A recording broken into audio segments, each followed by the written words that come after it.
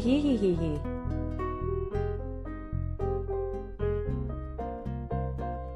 And welcome to PrisciTV.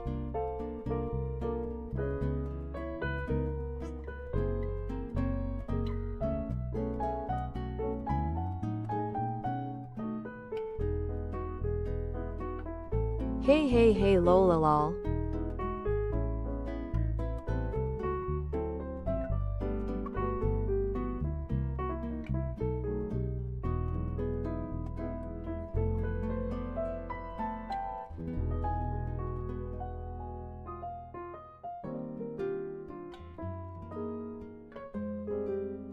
Yeah. 2 months from being a 2 years gang.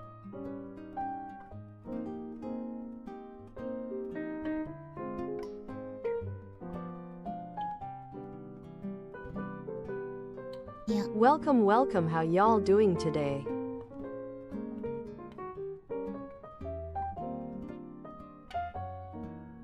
I hope you are having a good Saturday.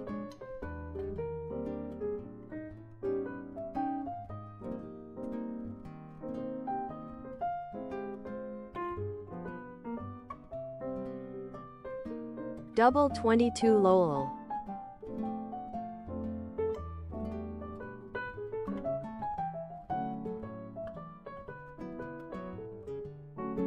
Annalith thanks you for the 22 months.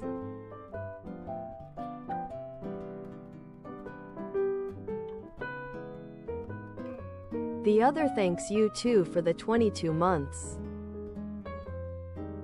Lol. 22 months gang.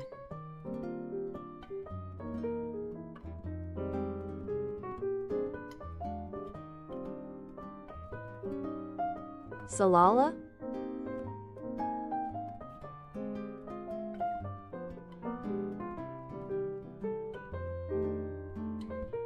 Doing epi me too.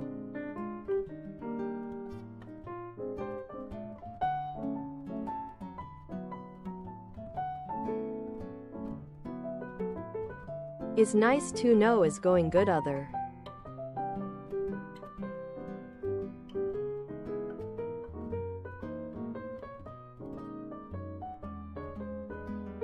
Two years is crazy, I know.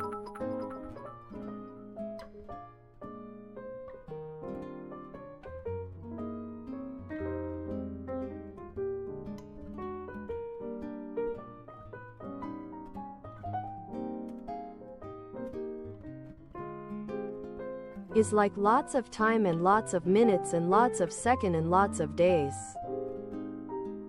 Lola lololo. Ha ha ha ha.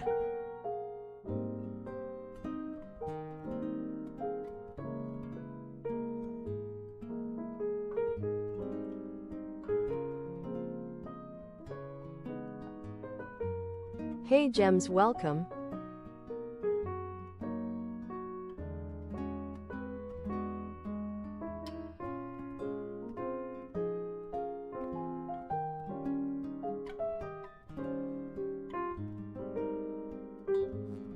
More time sounds good. Yeah. Well, vampires life lots of time. Yeah. Well, vampires live lots of time. Yeah. I feel sad y'all humans don't. Ha ha ha ha. Yeah. Lola lola lol.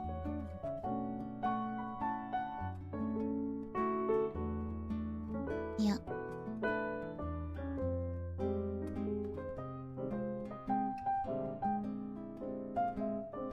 Annalith thanks you for the bits.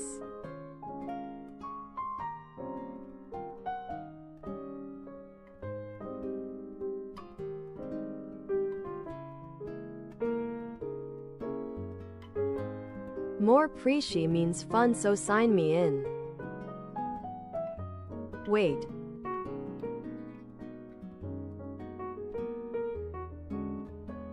I am Prisci Lolalolo.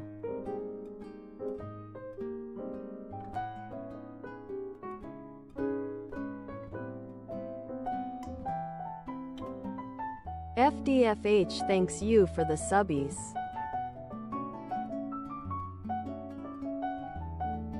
Yeah.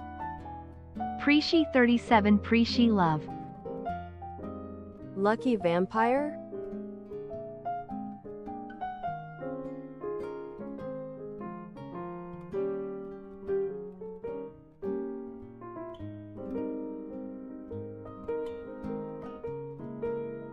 Well, I guess is not so lucky not being able to take all your blood, I mean teehee. Lolalol.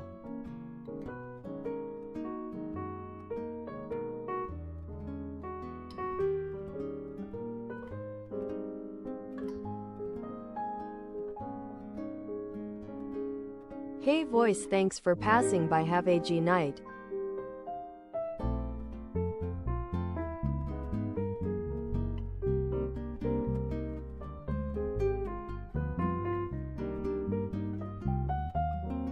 A human living forever?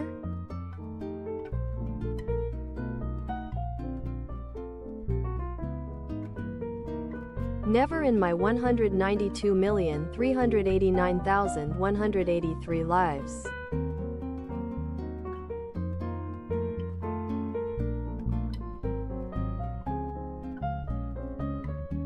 But that's okay, you can try.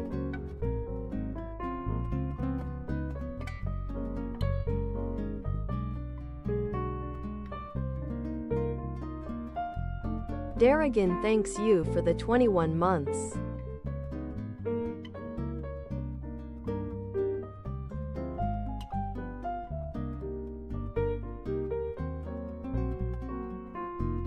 Prisci love 37 for you too, Derry.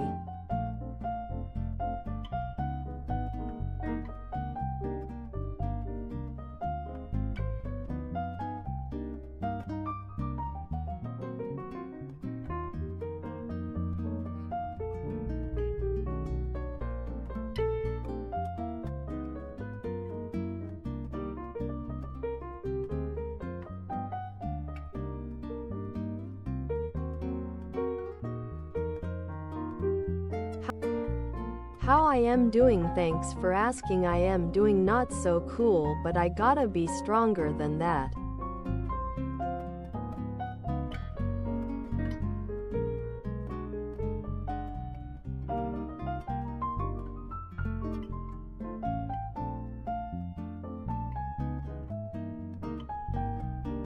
I can do this. When I read y'all, it makes me keep going, like I wanna give my best to y'all.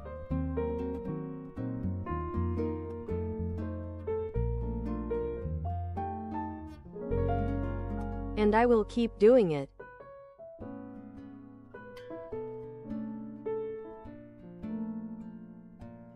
Yeah, there's two Priscis.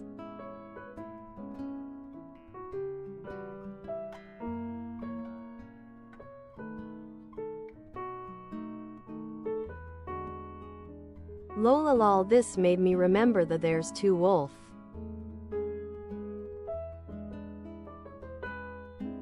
The meme.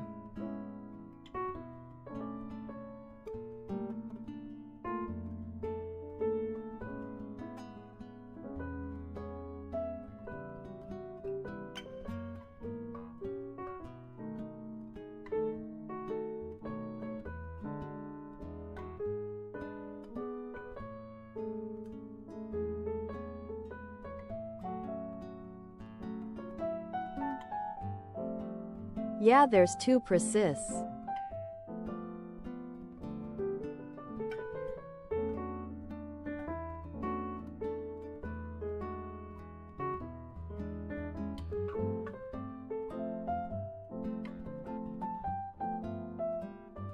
Yeah, have you ever spot Prisci and PrisciTV on the same room?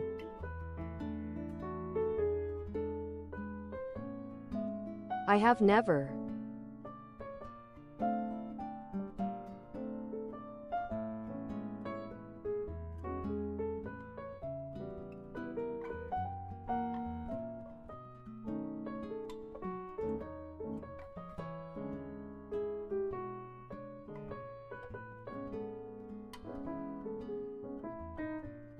So dying is an skill issue onolith lolololol.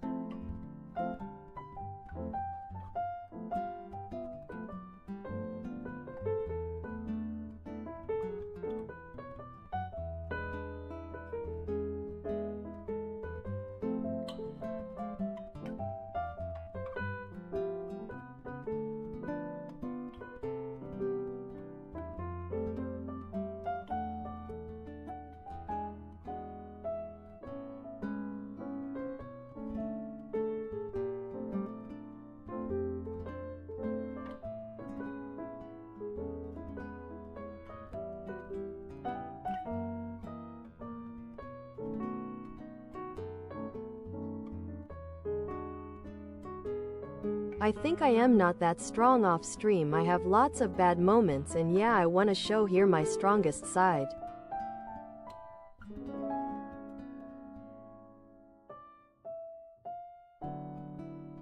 Is like I wish I could be like this all the time.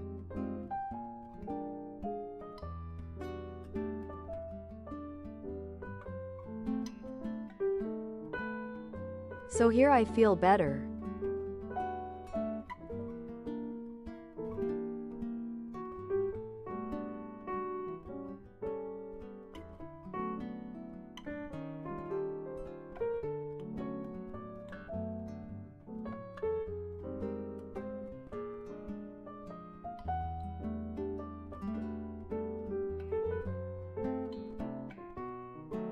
Not voice saying it like is an option lolol. Yeah, I prefer reincarnation that not dying lololol.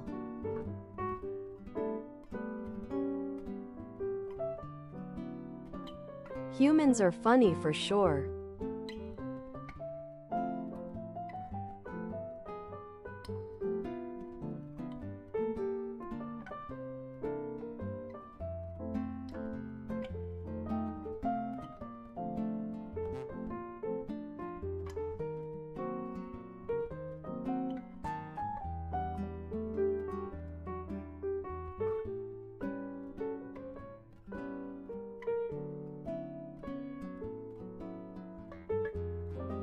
You know what, normally people said that we are our worst haters and yada yada.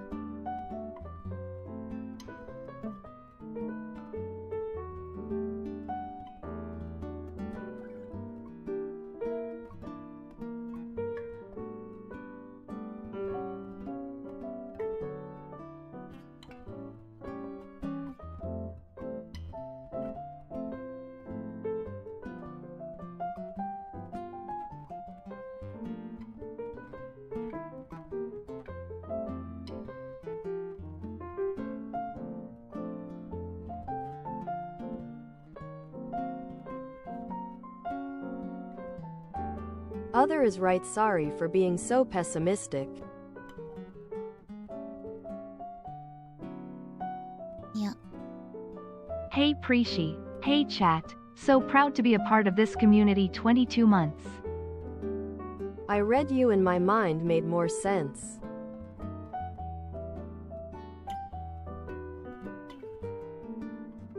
We can't be strong all the time.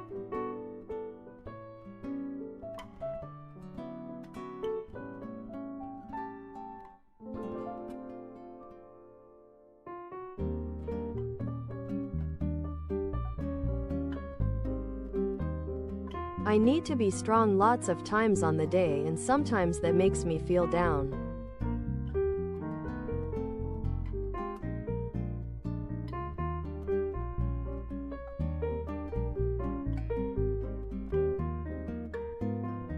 But you're right, we can't always be strong, we try, and that's the best.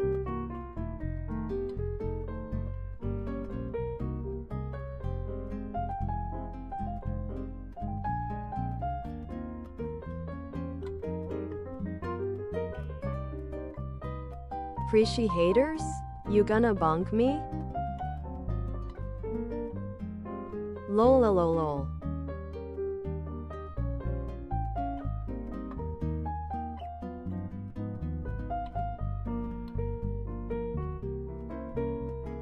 SP thanks you so much for the 22 months. Welcome to the 22 Club.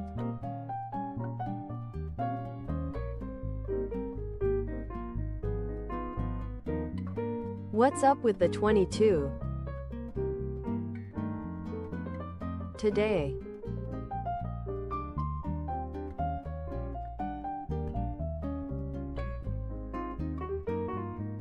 It has being a recurring number hum.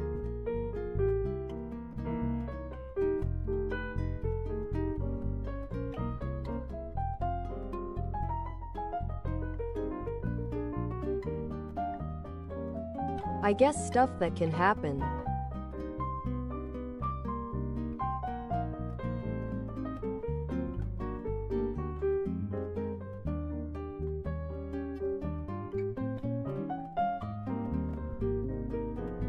Today I was scared since the light was gonna and that's why I started late.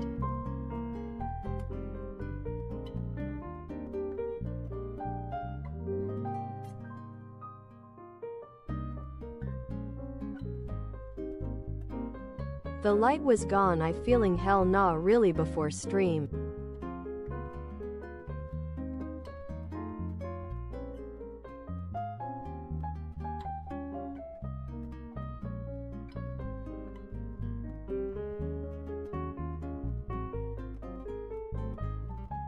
Yeah, right now we are having random cuts, which is worse cause electric stuff can go bad.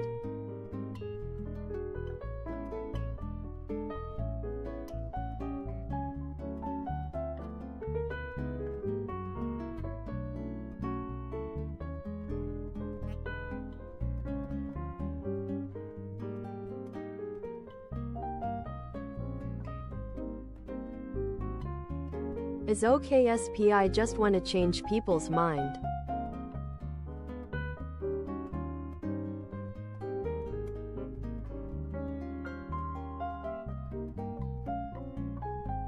There's people that hate and they haven't even seen me.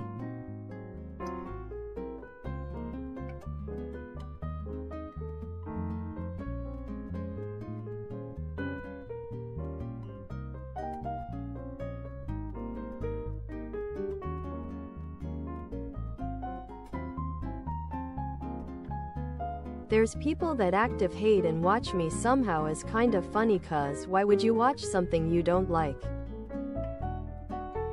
Lol.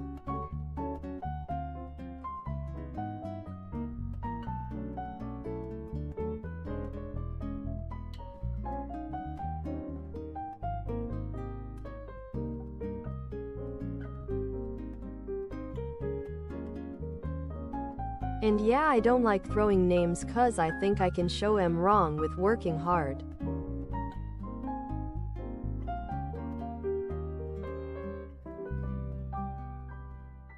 And prove em I can be a VTuber too.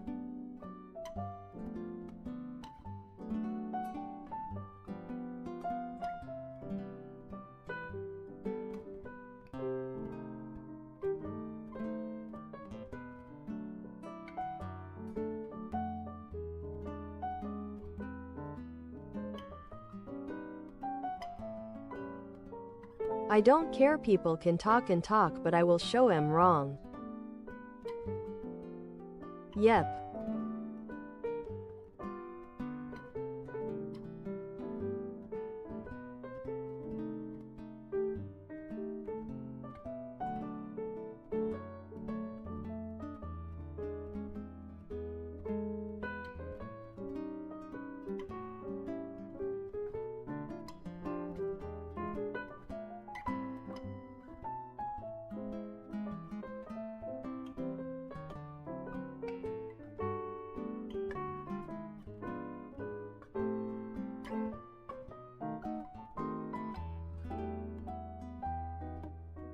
I just know that action speaks more than words, and I will just show em.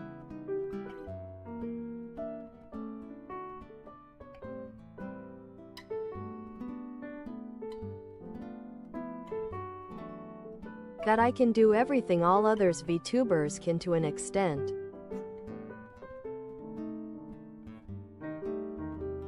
Just give me time.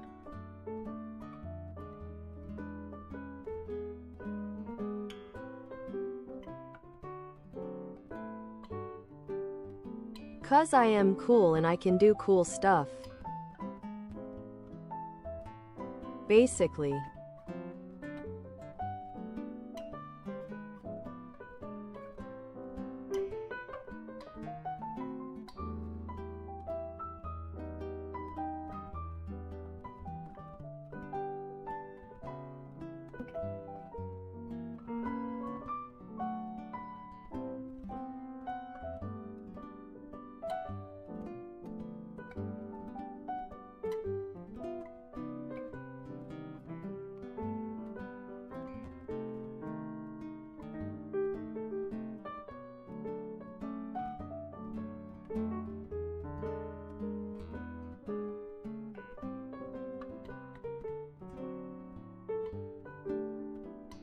SP, I don't see it that way. Maybe you're seeing it that way, but I think that I can do lots of stuff that others people don't, and they will rage in the moment. I can do M back lolololo.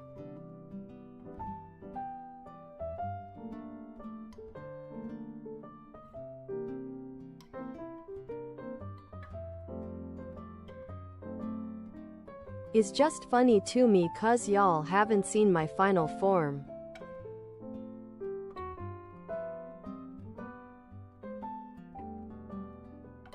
So talk to talk, I don't care cause I know what I can do.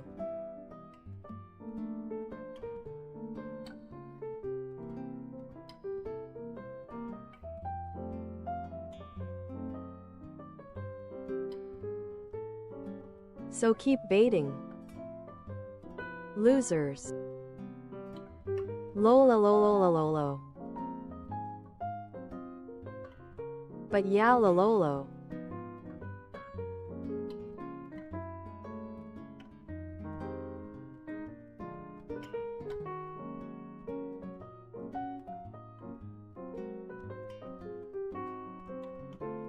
Not me being sassy.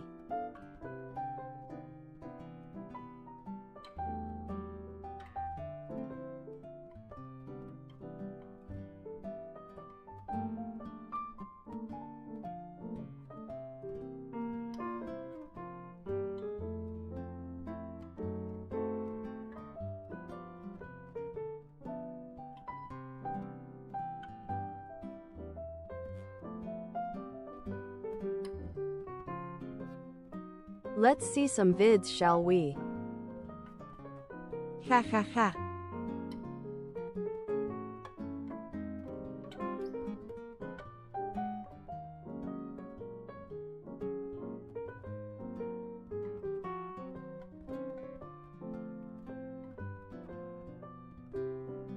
Are dire wolves going to become op again?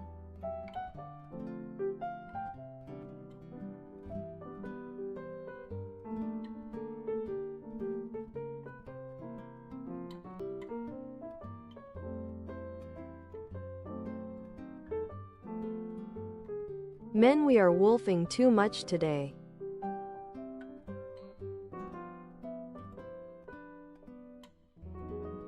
Wow. We stan our queen Prisci.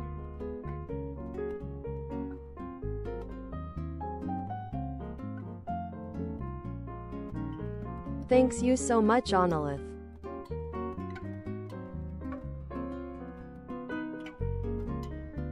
Appreciate it.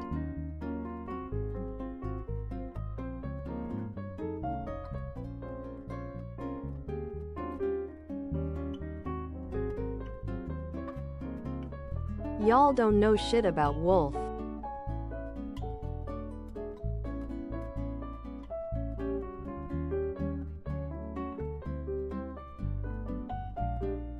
Since y'all want wolf this wolf that I will show y'all.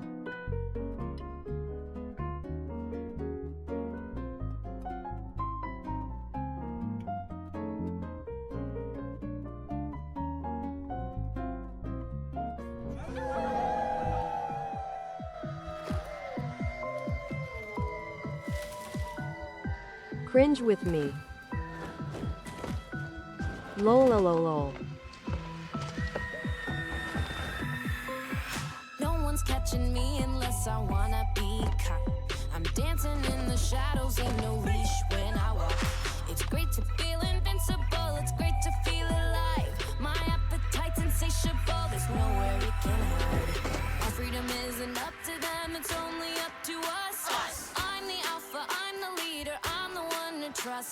Together we do whatever it takes. We're in this pack for life. We're wolves. We own the night. We own what we own. Oh, we own Lola the night. Lolo. Oh, we own what we own.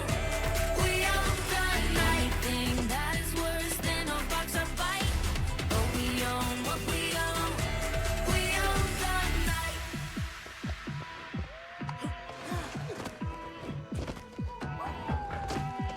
This is funny. Picking up the scent, it seems we're on the right track.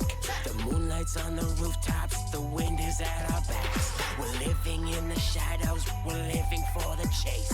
Our legacy is in our sight, so let's pick up the pace. We're on a quest to find the power that's inside of us. She's the alpha, she's the leader, she's the one to trust. Together we do whatever it takes, we're in this pack for life.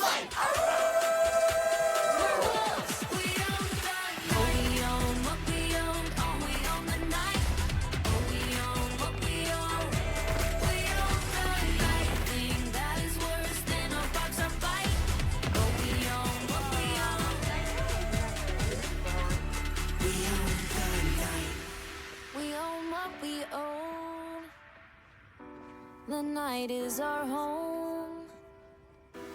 We own what we own. Wolves! We own the night. We own what we own. Oh, we own the night. Oh, we own what we own. We own the night. Thing that is worse than a box or bite. Oh, we own what we own. We own the night.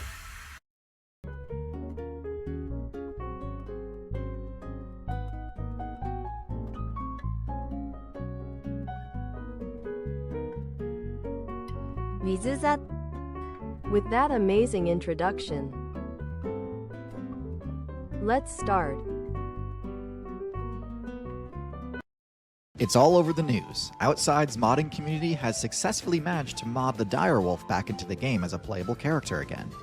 While obviously this announcement generated a ton of discourse around the scientific and ethical implications of resurrecting extinct characters from previous balance patches, what I want to discuss is the potential impact this could have on the competitive metagame. Just how overpowered was the dire wolf back during the Ice Age? And where are they most likely to place on the tier list in the current meta? First, let's discuss the dire wolf's base stats. The easiest way to do this is to compare them to the grey wolf. So the most obvious difference is their size, as they were on average a solid 40% larger than the grey wolf, which gave them a much higher HP stat. This allowed them to tank hits that would potentially one-shot a modern wolf, a necessity given how powerful their hunting targets were. Their power stat was also significantly higher, even greater than you'd expect based on their increased size alone. Their broader, heavier skulls granted them a dramatically stronger bite force, enough to easily crack bone. This is where the direwolf's stat superiority ends though. The direwolf had a lower intelligence stat than modern wolves, on account of their slightly lower brain-to-body mass ratio. Not so low as to preclude them from using pack hunting tactics, but definitely low enough that their ability to sense danger and avoid obvious traps apparently wasn't as sharp. Their legs were thicker and comparatively shorter, making them a bit less nimble and far less capable of distance running than the modern grey wolf. For stealth, the direwolf's bright white coat gave it a massive stealth bonus on snowy terrain, but was otherwise a bit worse than the versatile camouflage of the greys and browns of the modern wolf. Their perception abilities were more or less comparable, and the same goes for the defense stat, as both relied on their thick fur as a form of light armor. As alluded to before, for direwolves, the metagame during the Ice Age was basically constant boss rush mode. Each hunt would center around trying to bring down one of the Ice Age's many behemoths, something like a bison or a giant ground sloth. Their stat spread was excellent for this type of game plan. Their high damage, blood loss inflicting bites, and pack hunting tactics were a devastating counter to the high HP herbivores of the time. Their lower mobility was less of an issue than you might expect, since most of their hunting targets weren't going to run away anyway. That said, even with their boosted HP compared to grey wolves, engaging Pleistocene megafauna head-on was extremely risky, and could very easily have resulted in getting sent back to your respawn point if you got careless. But the larger issue was the direwolf's matchups versus the other apex predators of the Ice Age. After securing a kill, characters like the short-faced bear and Smilodon would often bully them away from the meat, and could easily delete their entire HP bar if they tried to fight back. Because of this poor matchup spread, direwolves were often forced to eat as quickly as possible, or to wait for the more dangerous players to finish looting before getting to reap the rewards of their own successful hunts. In this scenario, their incredible bite force had the bonus effect of letting them get more value out of a carcass than other predators could, as even after bears and saber-tooths were finished with it, there would still be plenty of bone marrow available for the wolves. In this regard, the direwolf has a lot in common with the spotted hyena, being a powerful hunter that can also pivot to a scavenging playstyle whenever necessary. However, even though they have similarly powerful bone-crushing bites, only the hyena spec'd into the specialized durable molars for crunching on FDFHAWO, thanks you so much. bone. Direwolves have much less specialized teeth, made more for just general meat shearing and inflicting bleed damage. Even with their higher bite force, over-reliance on bone crunching resulted in direwolves burning through the durability of their primary weapon, dulling its effectiveness in future combat scenarios. This was a massive long-term liability, and as a consequence, the direwolf unfortunately had a very low lifespan compared to the grey wolf. But obviously the meta has shifted a lot since the Ice Age. So what would the direwolf's matchup spread look like now? Well, the biggest change between then and now is the lack of megafauna. Gigantism is simply not seen as being necessary in the game's competitive landscape anymore, and so tailoring your character specifically to counter that type of build just isn't that potent of an advantage now. In fact, I would guess that their lower agility would offset any power advantage direwolves would bring to the table. Most of the current meta's key herbivores, like deer, rely solely on speed and perception to survive, and would be very difficult for a slower, bulkier wolf to catch. But with that said, direwolves would have a much easier time protecting any quarry they did manage to bring down. While grizzly bears would of course remain a threat, the matchup is nowhere near as much of a blowout as the short-faced bear was versus direwolves. In fact, even a pack of gray wolves can sometimes hold their own versus brown bears. And the direwolf's main adversary, the saber-tooth, has no modern analog in the North America server. Large cats are essentially a non-factor, while mid-sized cats like the puma would be obliterated 1v1. However, the last matchup they need to worry about is a lot more interesting. What would the matchup be like between the direwolf and the grey wolf? On its surface, it might seem like an obvious blowout. Direwolves are more powerful and can take more damage. And sure, in 1v1 combat, I don't think there'd be any doubt which character comes out ahead. But in terms of survival, the equation shifts dramatically. Direwolves were already struggling during the Ice Age. They were a popular pick for sure, but for many of the reasons already discussed, they were no top tier. Their core strategy only works well in a server filled with slow, giant targets. Grey wolves, on the other hand, have much more flexibility in their diet. When the opportunity arises for a pack to come together and bring down a large beast, grey wolves of course can and do rise to the occasion. But because of their smaller stature, they can subsist on smaller prey when necessary. Builds like the rabbit, beaver, and even fish can fill the gaps if there's ever a lack of large prey on the server. Direwolves, in addition to being too slow to reliably catch agile sprinters like rabbits, would not be able to thrive off of that diet. There's a reason that most other large predators function at least partially as generalist omnivores, with a broad skill set that can make use of a wide variety of food sources. Lastly, there's one final major difference between the Ice Age meta and the modern meta, and that is the centralization around the human build. The Grey Wolf is the literal best example in the game of a character that turned the threat of the new top tier into an opportunity, becoming the human's first choice for party member and hunting teammate. This is primarily due to the wolf's intelligence, exemplified by its ability to cooperate. Cooperate with its wolf teammates, cooperate with ravens asking for help chasing away rivals from carcasses, and of course cooperate with humans looking for help guarding their camps and chasing down prey. Direwolves were less cooperative, even with each other. With direwolves being both less intelligent and requiring more food to survive, it's unlikely they'd have ever been able to slot into a human's party. So ultimately, I do believe the wolves already established in the meta will be able to hold their ground against these fearsome Ice Age predators. After all, they did it once before. Grey wolves were added to the ground against these fearsome Ice Age predators. Lol. GGEZ. Skill issues. Get wrecked. Lolololo. After all, they did it once before. Grey wolves were added to the game around the start of the Ice Age, and survived through the entire glaciation period and into modern day. There's little reason to expect these resurrected direwolves would fare any better against the tried and true grey wolf now. Or is there? The fundamental assumption we've been making for this whole video is that these newly modded characters are in fact authentic direwolves. But how exactly did this group of data miners and modders go about reversing the removal of direwolves from the character select screen? You could be forgiven for assuming they simply got their hands on a former direwolf player's old save data, and just copy-pasted the entire thing onto a fresh save file. If they'd done that, I would completely agree that they had indeed re-added the direwolf full stop. But no, if you take a look at the modder's dev blog, it appears their actual methodology was to take the Grey Wolf's game data and edit it to buff the Grey Wolf in a few specific areas, to make it similar in size and power to the original direwolf. Now, whether or not this counts as a true direwolf is kind of up to your own interpretation. If you modded a horse to give it a horn, did you make a rhino? If you modded a beluga whale to give it a tusk, did you make a narwhal?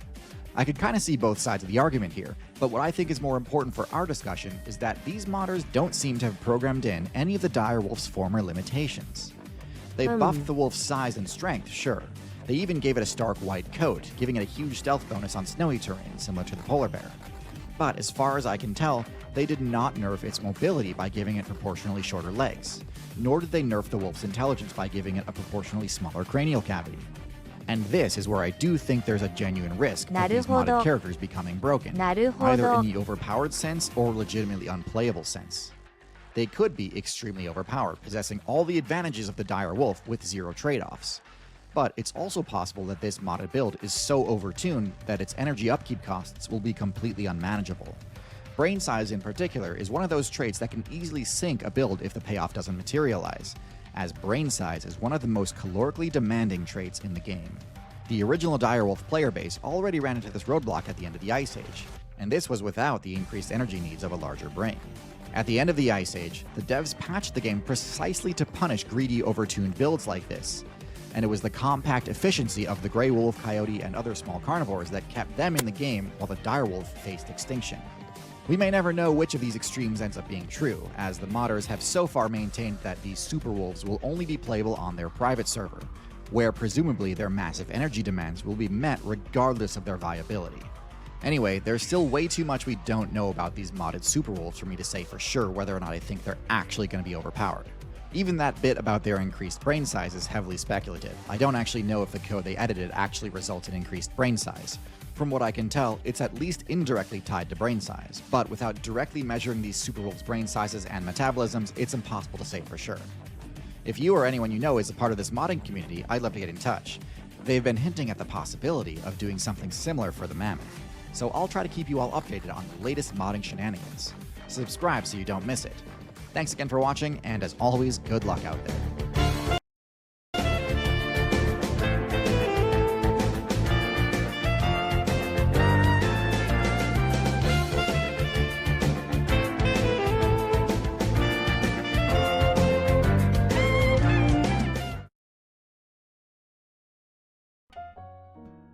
It's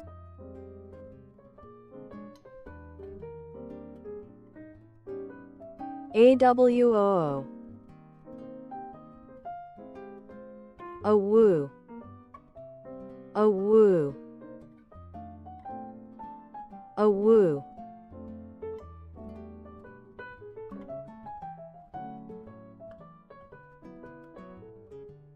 Finally.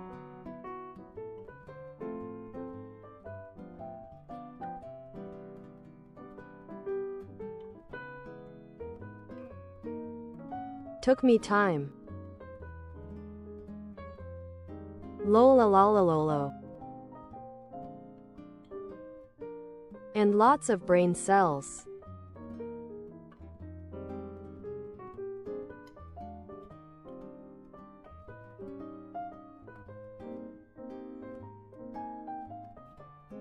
Have a fun stream, fellow furries. The fuck. Lola lololo.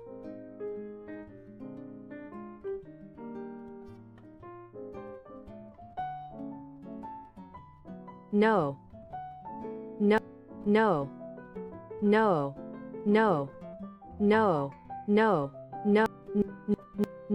No. Lola lola lolo.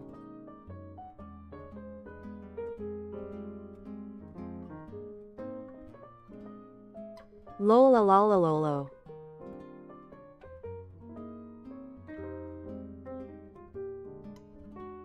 That's okay, I love any form of Prisci.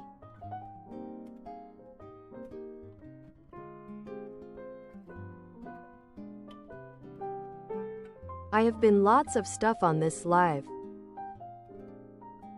As a car.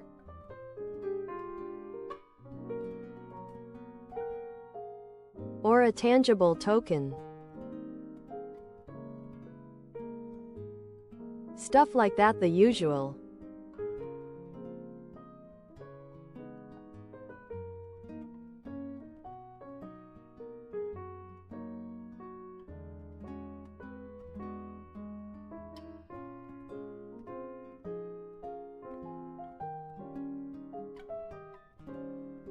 Yeah, I can say that FDFH, I love my jokes.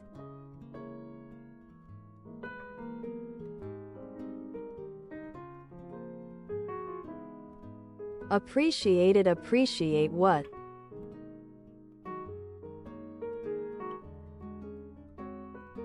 Lololololo.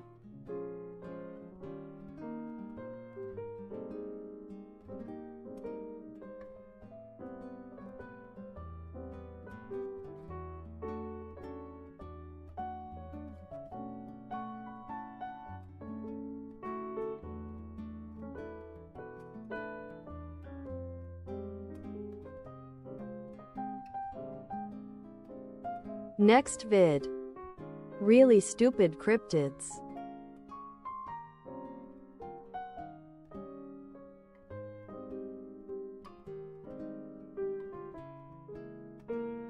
¡Ja! ¡Bienvenidos a la cripta! Dame tu cosita, dame tu cosita, ay, dame tu cosita, dame tu cosita. Game 2 Cosita Core.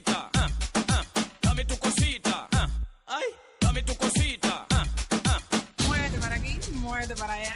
dame tu cosita, ay, toma. Cosita, cosita, dame tu cosita, ay, toma. Cosita, dame tu cosita, ay, toma. Cosita, cosita, dame tu cosita, ay, toma. Cosita, Dámela bien rica. Vámonos pa' acá para la esquinita. Hello, welcome back to the Budget Museum, or at least, what was the Budget Museum? You see, these have been hard times for a museum that does not exist, and I might have done a few wrong things: tax evasion, money laundering, fraud, and in return, my museum license has been taken away. But don't fret, because I have something just as good. Introducing the Budget Emporium. Step right in to see creatures you've never seen before. That's because, although I can't talk about real animals, I can show the wonders of creatures that science has not yet accepted as reality. For anyone unaware, these creatures, called cryptids, are animals in the cryptozoology pseudoscience. Creatures without any scientific evidence to back their existence, but plenty of folklore and legend. Think Bigfoot and Nessie. But unfortunately, due to my budget, I was unable to afford any of these high-profile cryptids, so I've instead opted for the stupidest and most outlandish and hair-raising monsters you've ever seen. Are you ready for oodles of fun and fright? Then let's get started. Mermaids are one of the more well-known mythological creatures. Starting in ancient times, the idea of fish people has always amazed humans, and they've been searching for them ever since. Chris Columbus swore he saw a mermaid while sailing to the New World, but this was probably a manatee. And on conspiracy channels and documentaries, you will find plenty of people still searching for mermaids. Now, physical evidence for mermaids is a bit more hard to find, mainly because mermaids do not exist. Yet people have attempted to show their mermaid specimens, the most famous of which was P.T. Barnum's Fiji Mermaid. Behold, the mermaid, restored to its beauty. Just look at that face. Now, if you can't tell already, this Amen is so sad they not exist. is composed of the body of a fish with the torso of a primate sunan. back in the day, it was convincing enough for many Americans I wouldn't who mind came to dying by Barnum's a cool attraction in mermaid. droves to view the specimen.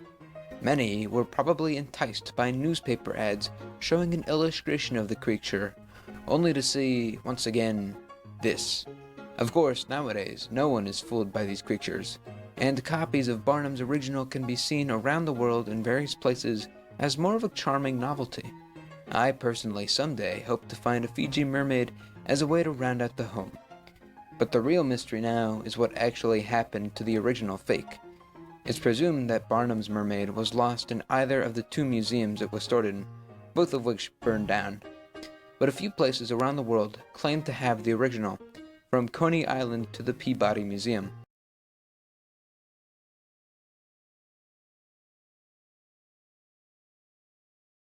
Moulala, my lady.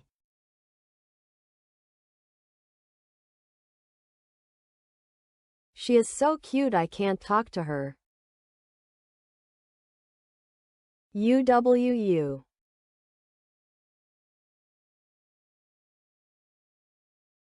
How I will tell her my feelings. You woo.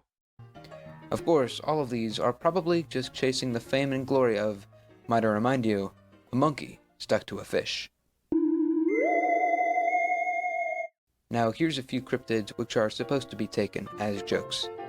Fearsome critters is a catch-all term for animals made up by Americans at the turn of the 20th century, which are supposed to be completely unbelievable and silly.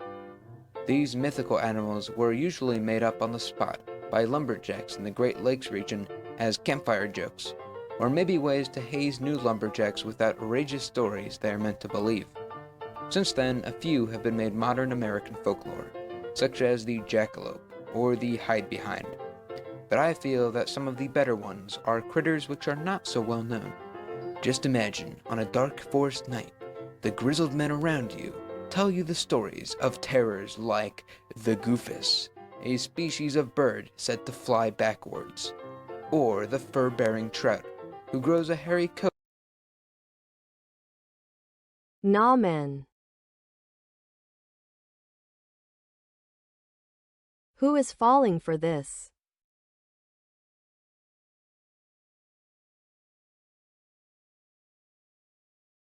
That's a fish on a fuzzy sock.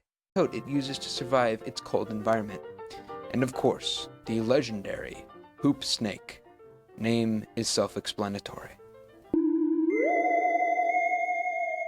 Among the world of cryptids, you have a few humanoids, a few animals, so what could be more terrifying than combining those things into a normal guy dressed up as an animal?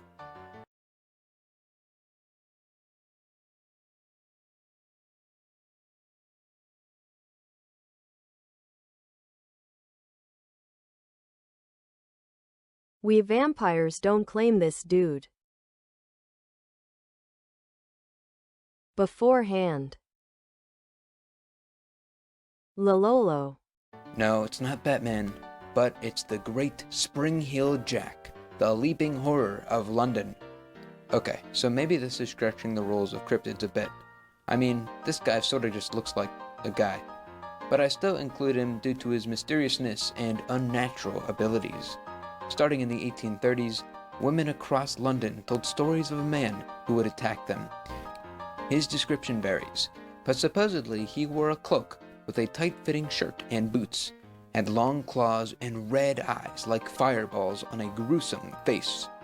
His signature powers seemed to be vomiting blue and white flames, which he didn't do very well because there's no cases of him actually burning anybody, and of course, his incredible ability to jump pretty far in the air. I mean, yeah, I can't jump over tall fences, but I expected more from a supernatural being. Over the decades of the 19th century, Spring-Heeled Jack would spend his time lunging upon people, looking at them all creepy, and vomiting mildly frightening heaps of fire towards them. So, what was the origin behind this odd jumping character? Before the legend even spread, there were multiple cases of women being attacked by a weird man, so it must be a bit more than just complete myth, right?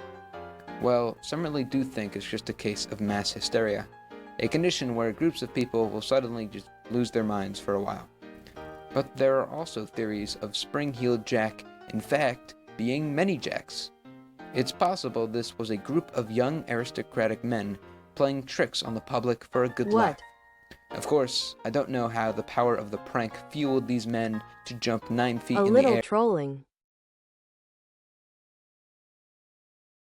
A little is just a prank, bro. Or spew fire, but those might just be exaggerated details.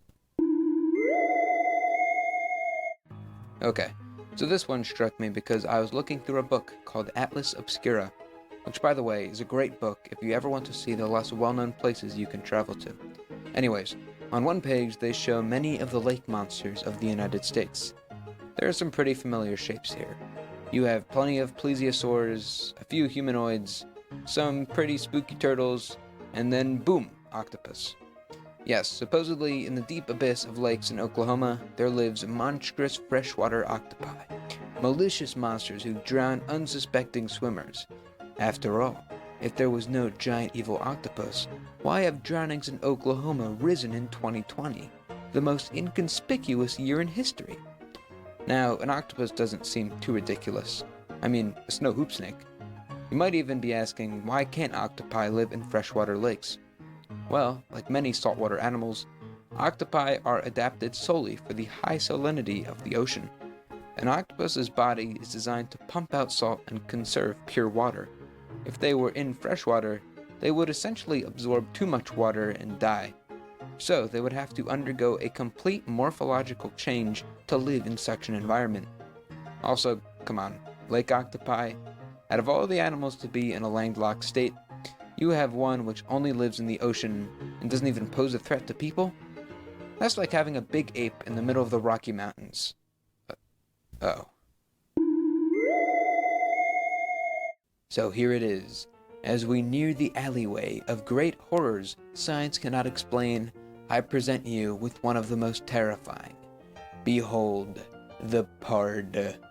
The Pard, as its frightening name His face suggests, is a mystical and deadly feline whose appearance dates back to ancient culture. The Pard's existence is also meant to explain the existence of an actual beast, the leopard. Hey Tenor, welcome. You see, somehow the ancient world just never saw two leopards reproduce, because they thought that the leopard was a sterile hybrid creature, like mules. You see, the leopard is obviously a degenerative, wretched animal, and the bastard offspring of a female lioness and a pard, thus the name, leopard. Because obviously this deplorable creature is a complete downgrade from our mighty pard. Allegedly, when a male lion would see his lioness making love to the pard, they would freak out and become enraged. And you know what? I understand. If your girlfriend cheated on you with this guy, you would have some serious and concerning answers to ask yourself. Eventually, as humanity reached the medieval era, the pard became more than just a cat. Soon, they were supernatural beings, evil and malicious killers. It was said that even the Antichrist himself takes the form of what else but the pard. Eventually, however, people would realize that leopards can reproduce, and legend of the pard fell into the sands of time. This video was really interesting, because cryptids, even these hilarious ones, are still fascinating to study. On this channel, I usually cover real animals, who are the products of nature, but these are instead the product of the human mind, trying to answer questions to amaze itself. I mean, why are people drowning in my lake? Or where are all the mermaids of legend? The ways people imagine even the most outrageous creatures is fascinating. So although you should not believe in cryptids, certainly appreciate them as little pieces of folklore and man's imagination. Oh, and the final monster is, Veggie Man. Half man, half produce. Trust me, I've seen him. Thank you for watching. As I said in the video,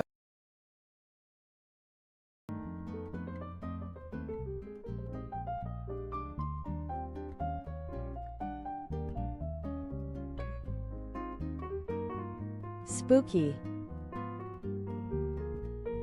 Spoopy. Is poopy.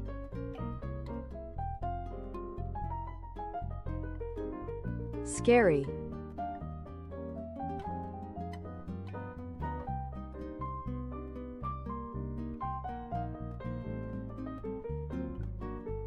Actually nice costume. Very fresh.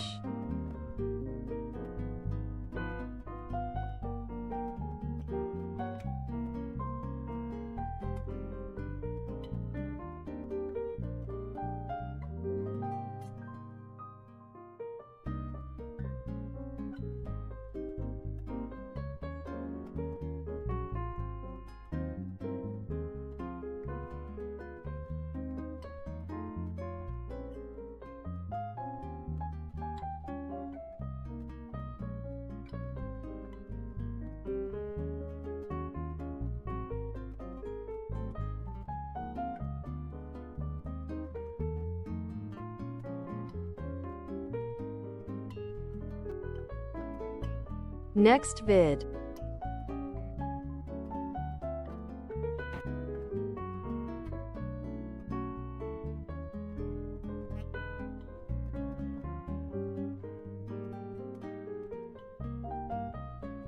My brodas, thanks for being here and sending vids.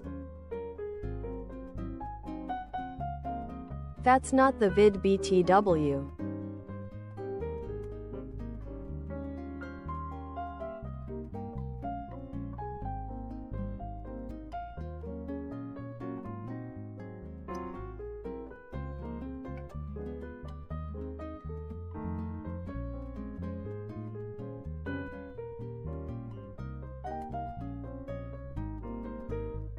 Rescue beavers. Yeah. 1 minute of It's sweet time for the potato eating. PrisciTV. Distressing Zen. ASMR.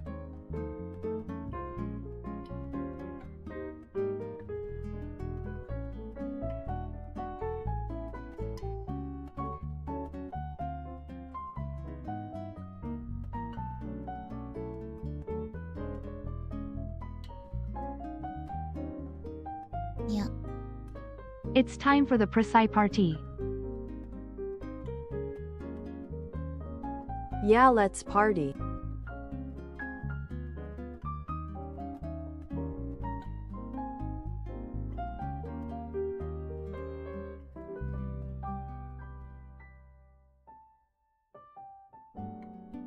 Yeah. Why? Closing in on 2 years of Prisci love. I am always happy to see the Prisci cat. Prisci party time. PARTY. Because we gotta. Wild Evil, thank you so much for 22, appreciate it.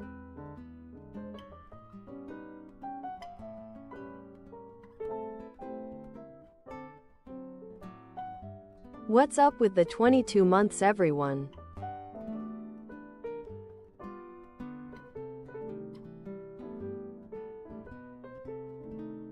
All this alerts has been almost 22 months.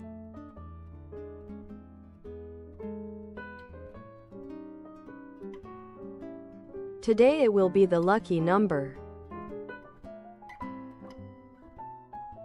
37 PF. 37 PFF.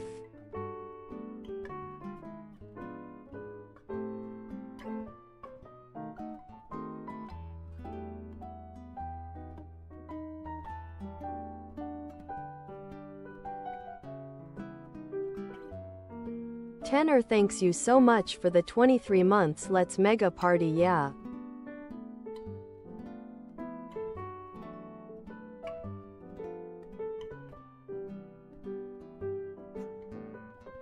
Wild and Tenor, thanks both for the support.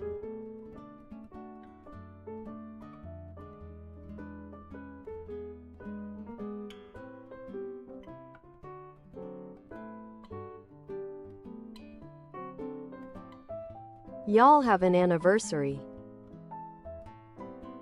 2 years. Yay.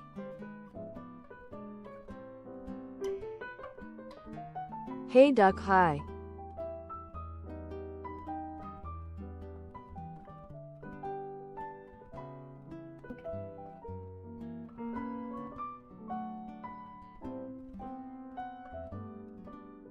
FDFH thanks you for being here, G Knight.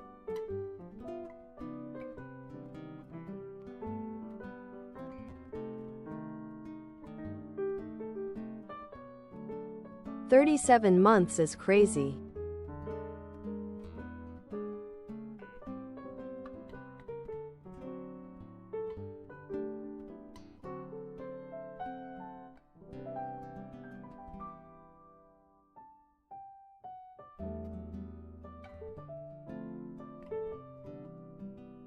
Here we chilling and watching some vids. The usual.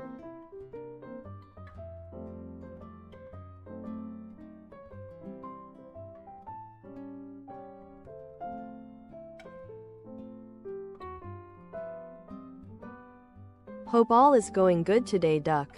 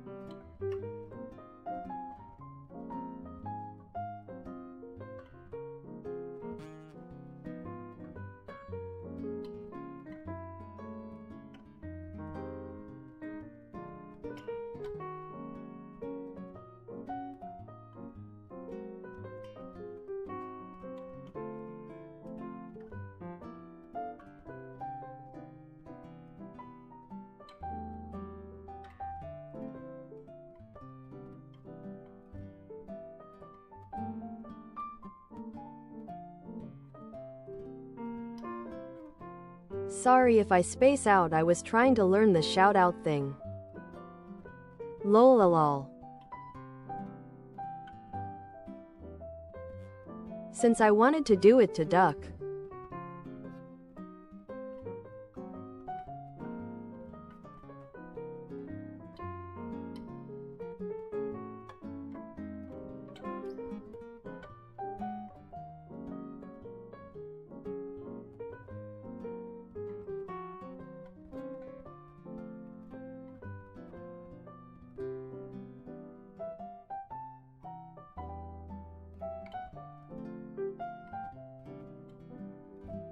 Enjoy the potatoes.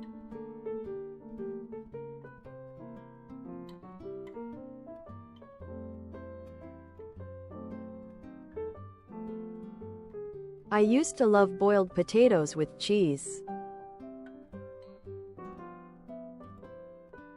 Or cream. Or baked potato.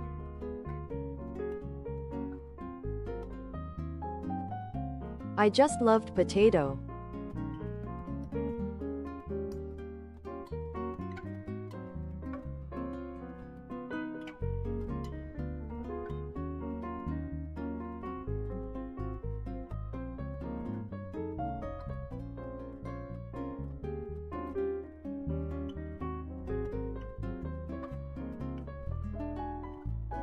I remember the fam making BBQs and they also did potato, and I preferred the potato than the protein. I was a weird kid, lololol.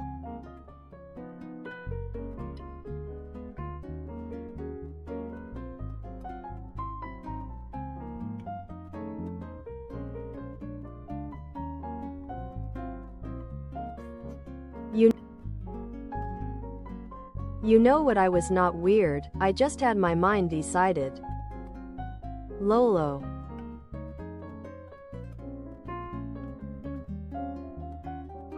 Potato all the way.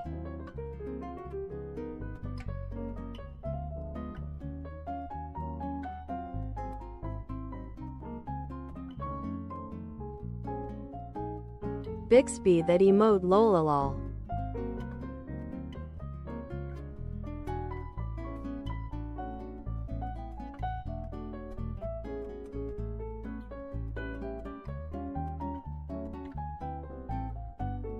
I'm not a hobbit.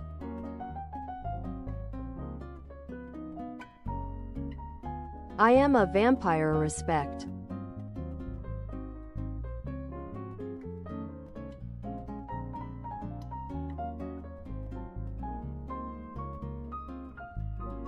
Y'all really like barbecue.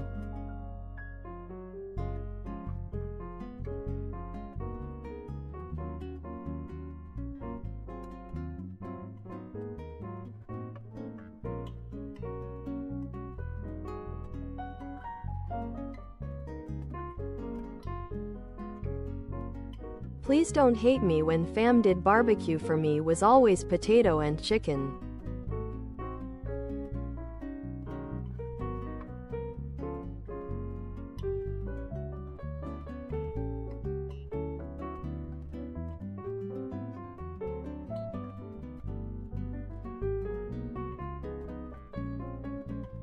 I don't like meat that much.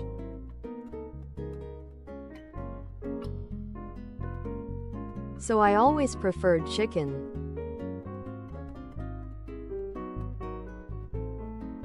Although mom always made me eat the other thing.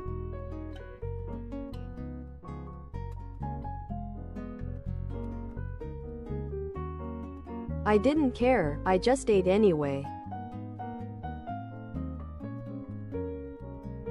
Ja ja ja ja.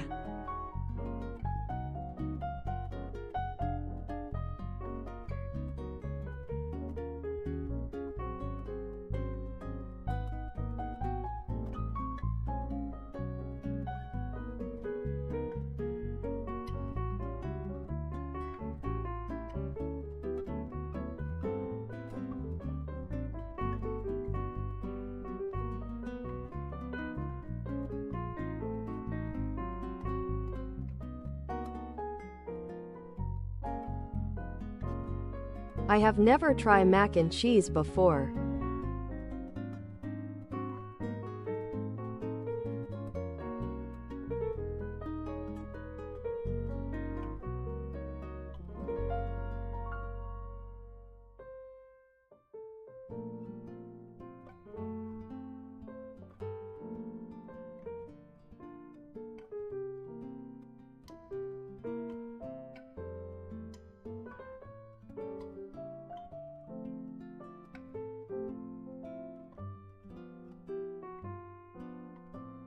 I always saw it as something common, but not in Ecuador, but in other parts of the world.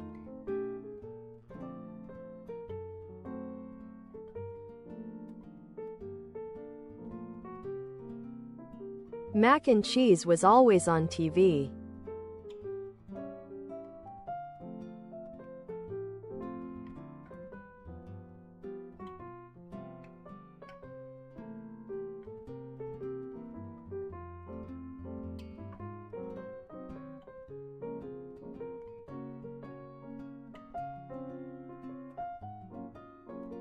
Whoa, reading y'all, it sounds amazing.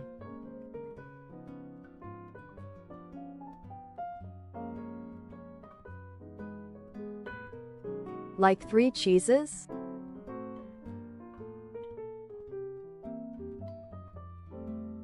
Isn't it too cheesy?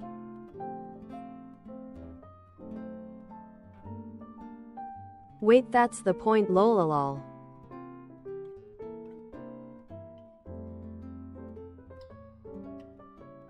That's why I mac and cheese lol.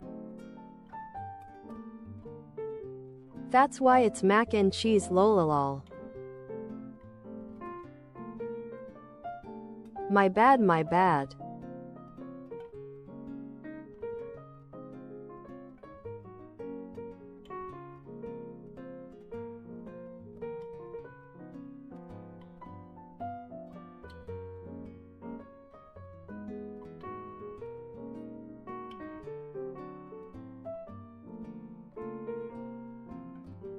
Seven cheeses.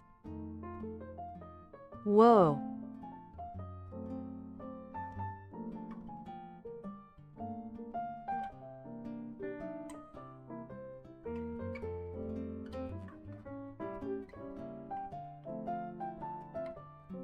I wonder if there's a record for the mac and cheese with the most cheese in the world.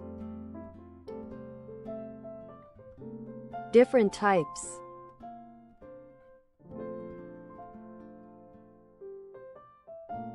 I wonder,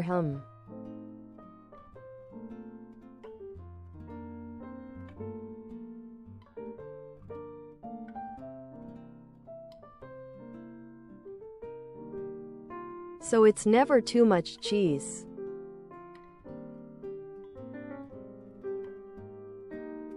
To my try list. Mac and cheese.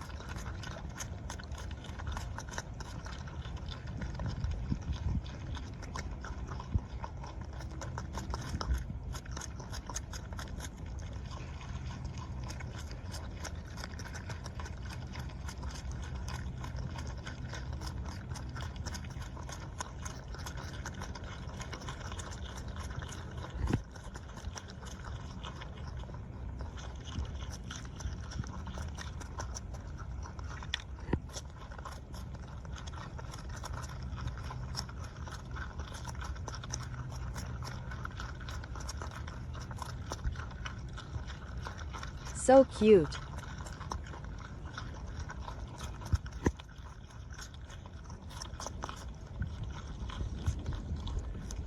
This is the real MK Ultra Law.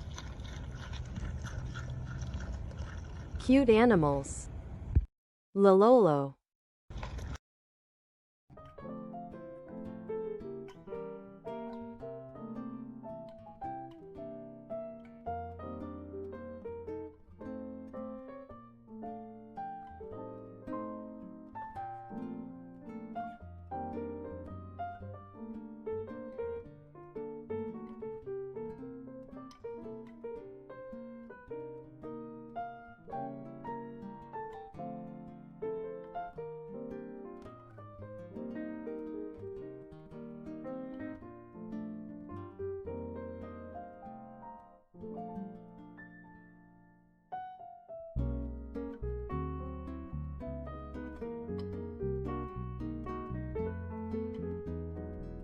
Bro, I actually searched the mac and cheese with the most different cheeses.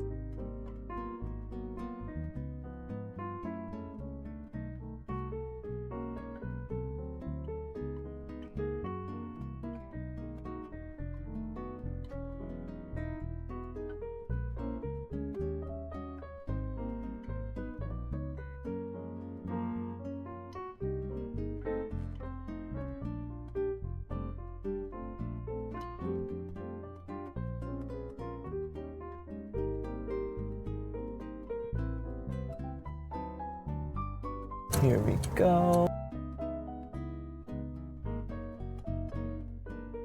Then this. $3 mac and cheese versus $195 mac and cheese. Season 3. Get the crew back together. Ugh, look who we found here. The world's favorite cinnamon roll. Adam. Andrew. What's up, man? What is that shirt? What? What are you talking about? This is a great shirt. This is fashion. See, now you got a shirt. Now you got a dark hole of love and stuff. Gross. All right, mac and cheese. Let's go. Mac and cheese. Let's go. Welcome back, boys. Today on Worth It, we're back for season 3. We're gonna try 3 different macaroni and cheeses at 3 drastically different price points to find out which one is the most worth it at its price. Macaroni and cheese. You're supposed to say worth it. Oh, worth it. A little rusty here. Kids love mac and cheese. I love mac and cheese. I'm not a kid. You kind of are. We're on our way to Chef Maryland. It's a soul food spot. Expectations? High. Well, let's not delay. Wait, hold up. Okay, you're still rolling. No, it's not. Welcome, I'm Chef Marilyn. Hi. How are you? Welcome. Today I'm gonna make my macaroni and cheese, and then hopefully you'll be able to sample some of the other food that we have on the line. Yeah, we're definitely doing that. How did you get your start in cooking? As a youngster, I didn't cook. I used to think I was too cute to cook.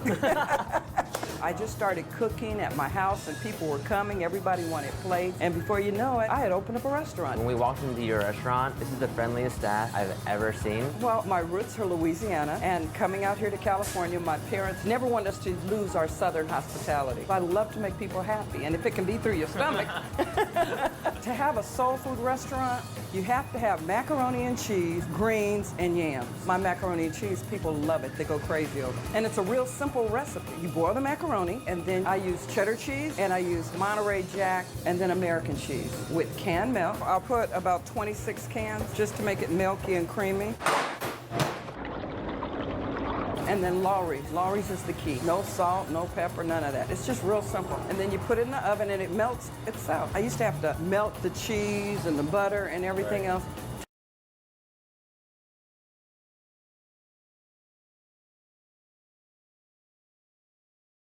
What is this cheesy mess?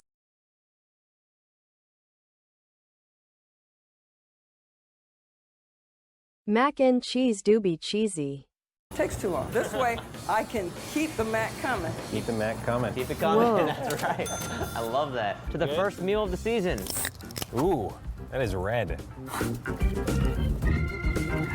Wow, it is a straight up lollipop. How's yours? It's great.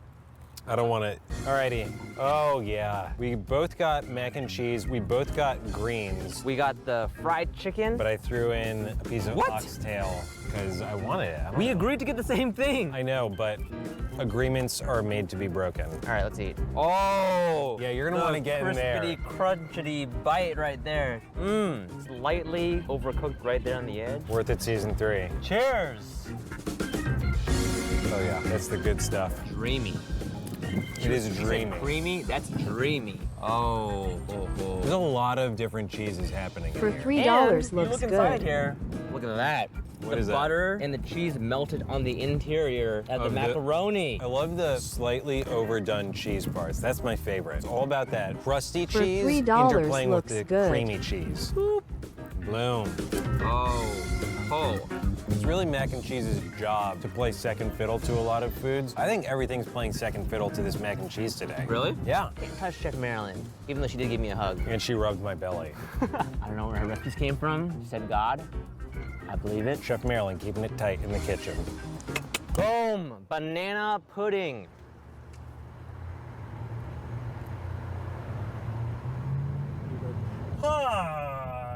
Wow, Chef Marilyn's. My soul is satisfied. My favorite part was watching her hack open 26 cans of milk. Mac and cheese fact! And that factoroni and cheese. Kraft box mac and cheese came out in 1937 during the Great Depression. One box of mac and cheese can serve up to 4 people. Not to mention, each box was 19 cents. And wait, hold on, where am I going? All right, so we're on our way now to the Little Jewel of New Orleans, which is in the heart of Chinatown here in Los Angeles. So hold on to your horses because Yankee Doodle, here we go.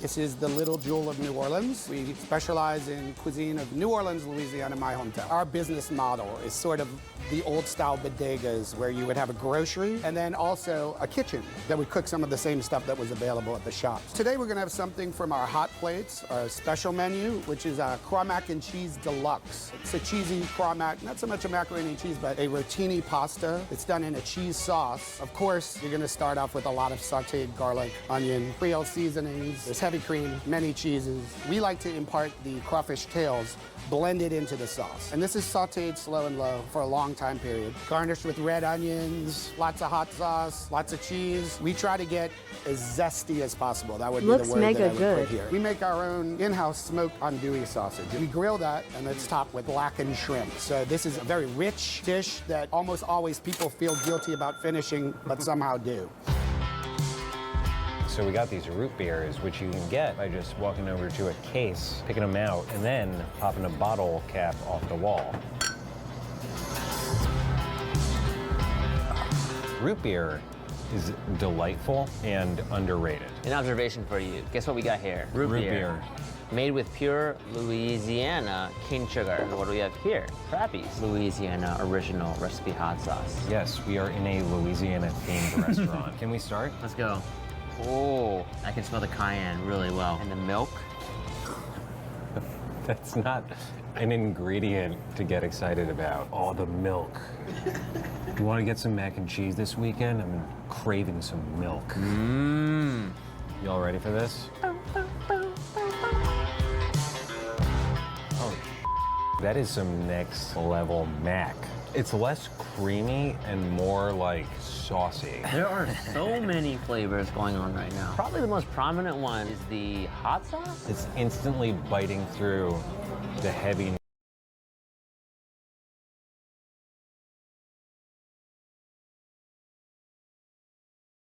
Do you like it creamy or saucy?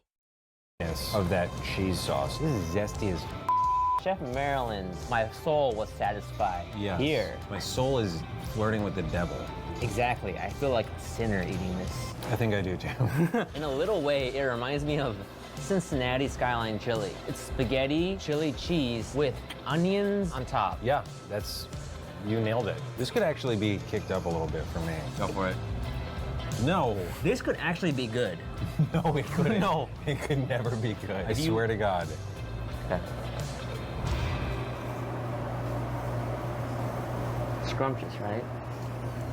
You guys are a lot of us. I very much enjoyed that. I see lots of macaroni and sauce cheese. people. Me too, man. Me too. Mac and cheese attack fact! This better not be cheesy. The world record for the largest macaroni and cheese. How big do you think it was? I'm going with 1 million pounds. 1 million pounds. 1 million pounds. Okay, you're wrong. 1 pound. This isn't The Price is Right. The largest macaroni and cheese ever was in New Orleans, Louisiana in 2010, and it weighed 2,469 pounds. Not bad, but why? Well, if you love something, the best way to represent that love is to amass a lot of it. So you love your girlfriend, right? That I do very much. So you just need to get the largest amount of your girlfriend. Great, so where are we going now? We are going to Barton G's. This truffle. Oh boy.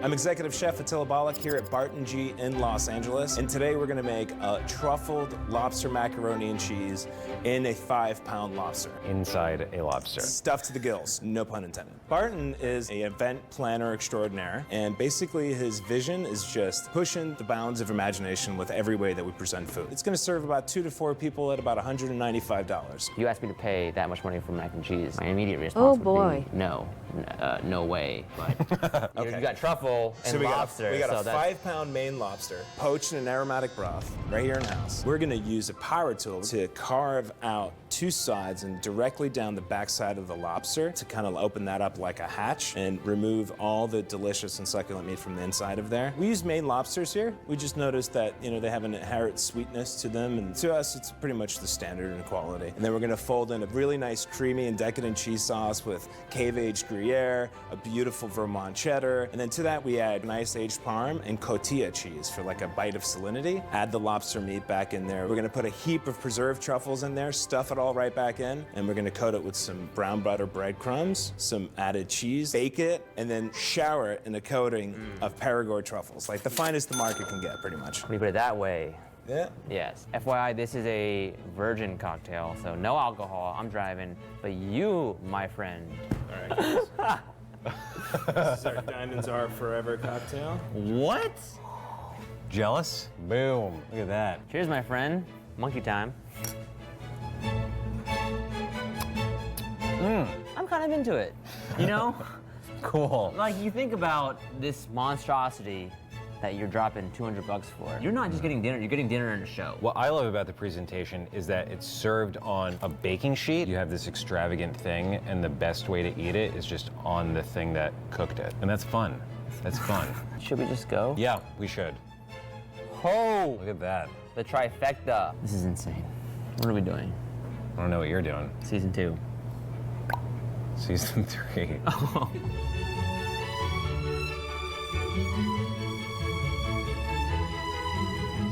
Excellent noodle shape. One of my favorite noodle shapes. This corkscrew is the perfect cheese trap. You just ate lobster, I you know. ate truffle, and you're focused on the macaroni aspect. This is a macaroni and cheese episode. I'm gonna focus on the macaroni. This is the most intense dish I've maybe ever eaten. Although lobster is not that strong of a flavor, but then the truffle, it's like somebody's just like throwing grenades in my mouth of joy. The mac and cheese is making me... Party?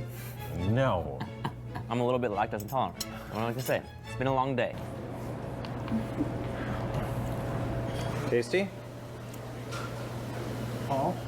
Wow, that was an insane amount of truffle. I'm more interested in the cheese, honestly. Where's he getting that cheese? So Andrew, Yeah. which mac and cheese was the most worth it at its given price? Barton G's was not as ridiculous as I thought it would be. You are getting a very fanciful experience. So Barton G's your worth it winner? No, Little Jewel is my worth it winner. What? Yeah. No. Yeah. It was a crazy tasting mac and cheese. Barton G's, for what you're getting, it's actually a value. It's crazy to say that, but you're getting a value. That lobster dish feeds 4, maybe 5, maybe 6. I think you could stretch it. It is that rich. It's huge. Little Jewel, the andouille sausage. And doing it for you?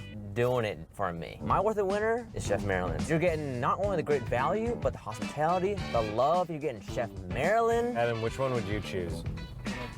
All right, that's it for episode 1. We got 9 hot, some cold episodes coming right at you. We may be going to different countries this time around. The down under. And then to the Japan.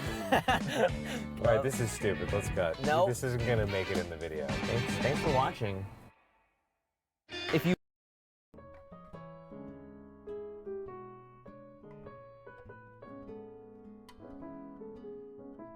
Nice mac and cheese trip.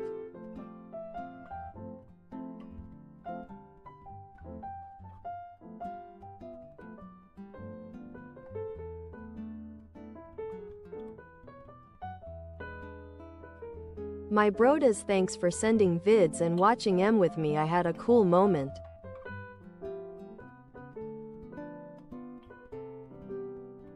So which one was your pick?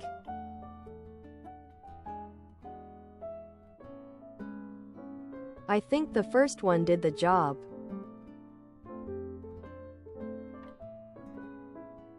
The last one is more an experience.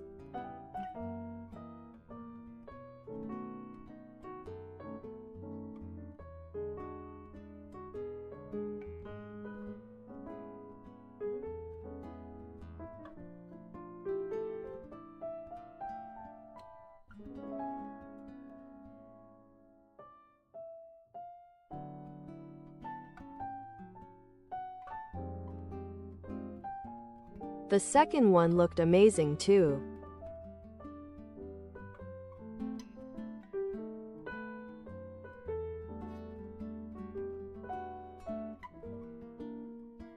Probably I would pick the second one with the seafood.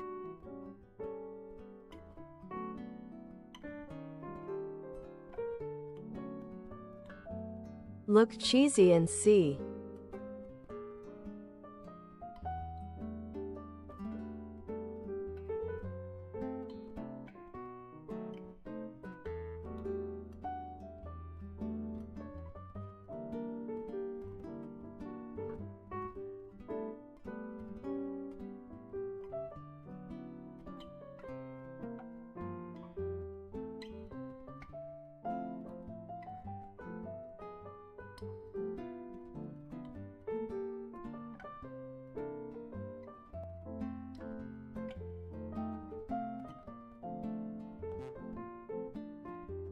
But yeah, my brodas, before going we gotta close this Saturday with Awoooooo anthem.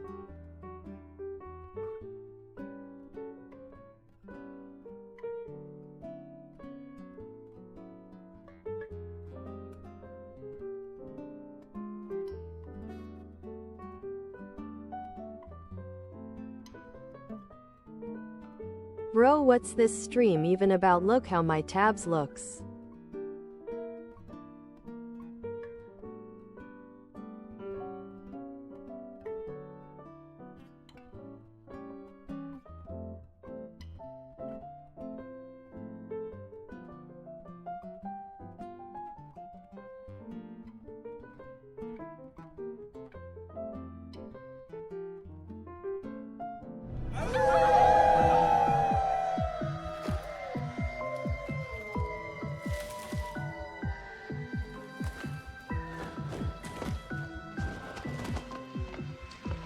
Awoooooo. No one's catching me unless I wanna be caught. I'm dancing in the shadows, ain't no leash when I walk. It's great to feel invincible, it's great to feel alive. My appetite's insatiable, there's nowhere it can hide. Our freedom isn't up to them, it's only up to us. I'm the alpha, I'm the leader, I'm the one to trust. Together we do whatever it takes, we're in this pack for life. We're wolves, we own the night. We own what we own, oh we own the night. Oh we own what we own. We own the night, thing that is worse than a boxer bite. Oh we own what we own. We own the night.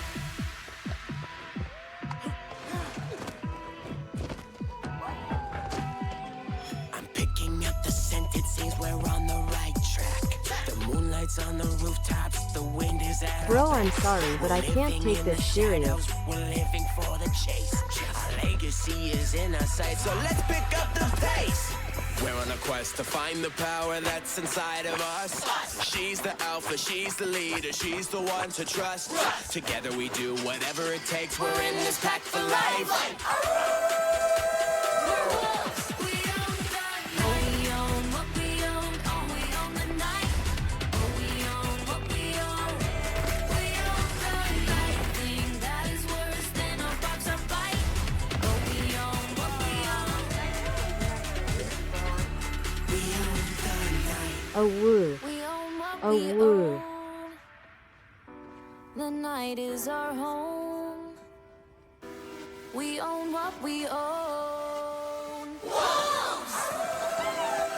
We own the night. We own what we own. Oh, we own the night. Oh, we own what we own. We own the night. Thing that is worse than a boxer bite. Oh, we own what we own. We own the night.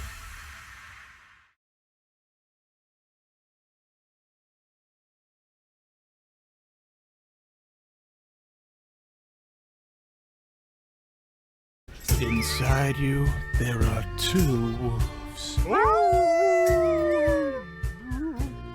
We're going to have to operate. That is not normal. No, you can't take them from me. They're my best friends. Yeah, you say that now, but tell that to the guy who has a single elephant inside him. Oh my god, he's in pure agony. Oh, if you think it's bad now, it gets real nasty when the elephant blows his trunk.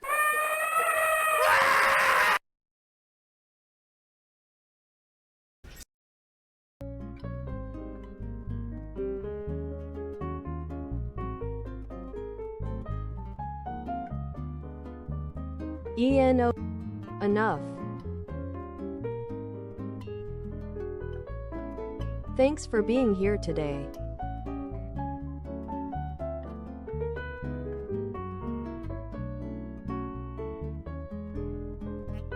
Thanks for chatting, for being here for all.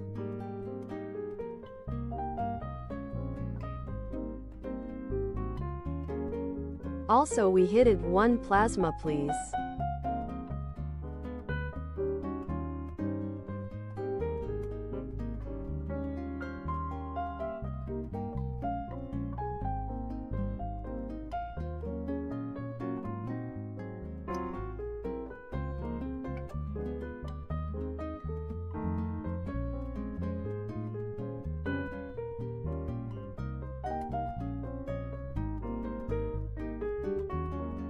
Thanks y'all so much for making it possible. I mega appreciate it.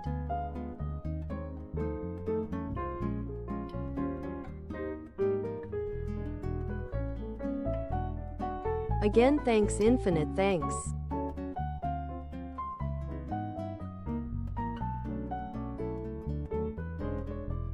My brodas, I hope y'all a nice rest of the day or night. Please take care. Drink water. Drink water. Drink water.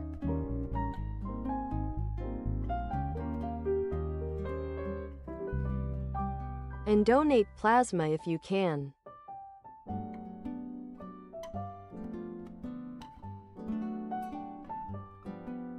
I will see y'all tomorrow for movie Sunday.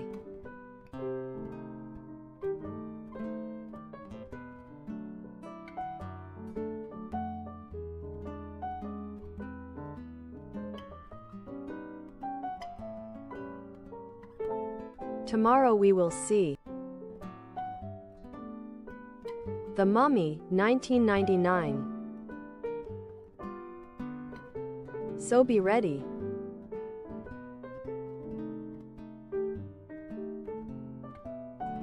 Have your snackos all you want ready.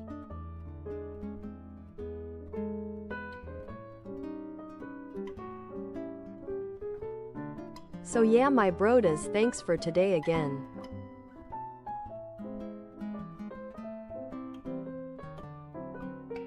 맞다네 잣도상.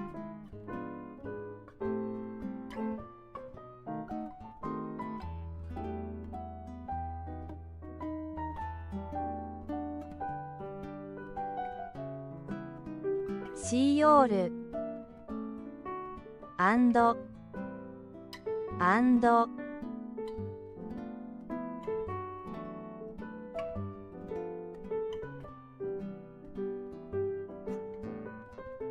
바이바이 바이바이 바이바이